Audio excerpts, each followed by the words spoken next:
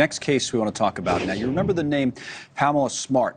She's serving a life sentence in prison right now for plotting to have her husband killed way back in 1990. Well, now she's finally accepting responsibility for his death. First time she's done that. She was a high school media coordinator in New Hampshire when she started an affair with a student who later shot her husband, Gregory Smart.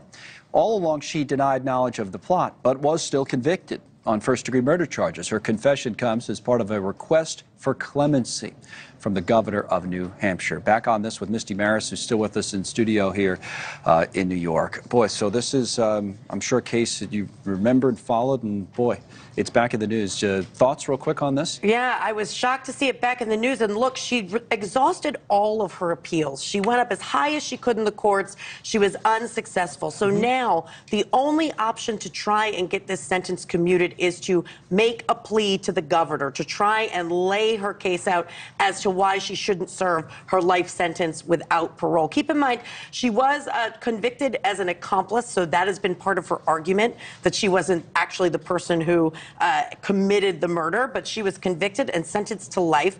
And now she's taking responsibility. And that's going to be a large part of this request to actually commute the sentence. She's also pointing to that she got a master's degree while in prison, that she's been rehabilitated, and that she's not a threat to society. So those are the prongs that she's presenting to the governor, asking for. Basically, it's a Hail Mary. It's the last it's the last relief she could possibly ask for. Governor of New Hampshire, of course, is Chris Sununu, who happens to be a frequent guest on this program. But here's Pamela Smart, a clip of her finally taking responsibility, and then we'll talk about what Sununu might do with this information. Let's watch.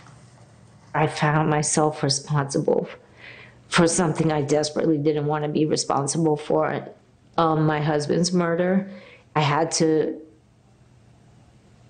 acknowledge for the first time in my own, mind and my own heart how responsible I was, because I had deflected blame all the time.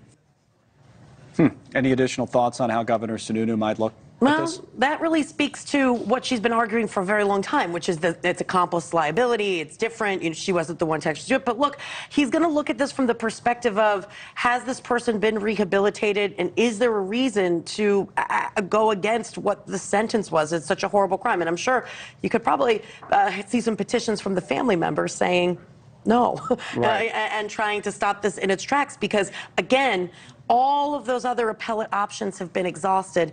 And now we see her taking accountability and basically falling on the sword. So all of those things are going to be something for the governor to grapple with. If she had taken the accountability part, the responsibility earlier, maybe you'd have a better argument to make at this point. I don't know. But yeah, it's possible.